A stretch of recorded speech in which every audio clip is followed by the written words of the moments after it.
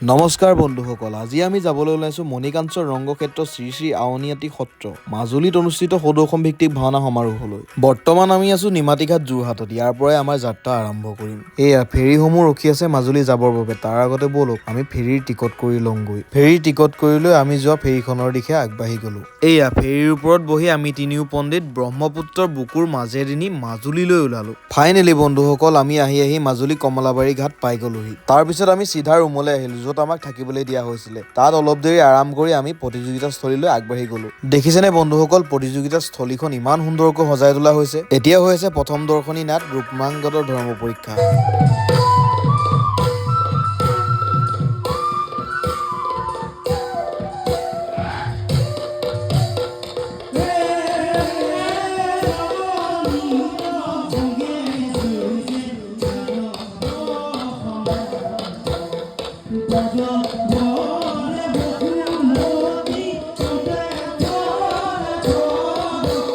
প্ৰথম দৰ্শনী নাট অলপ দেৰি চাই লৈ আমি মেকআপ কৰিবলৈ আগবাঢ়ি আহিলোঁ। আমাৰ আছে দ্বিতীয় দৰ্শনী নাট ভীমাখৰৰ মুক্তি লাভ। এয়া ময়ো মেকআপ কৰি ৰেডি হ'লোঁ। কেনেকুৱা লাগিছে বন্ধুসকল, জনাবলৈ নাপাহৰিব দেই। আৰু আজিলৈ ভিডিঅ' ইমানতে সামৰণি মাৰিছোঁ। বাকী আপোনালোকক ভাওনা ভিডিঅ' আগবঢ়ালোঁ, সেয়া আপোনালোকে উপভোগ কৰক। আকৌ লগ পাম অন্য এটি ব্লগত।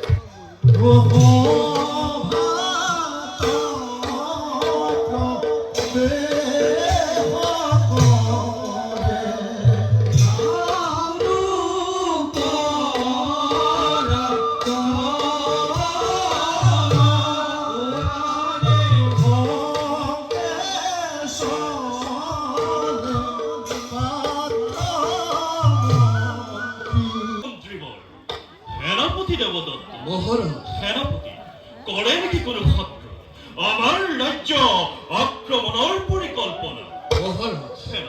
জানিব পৰা মতে কোনো শত্ৰুৱে আমাৰ ৰাজ্যতে আক্ৰমণৰ পৰিকল্পনা কৰা নাই।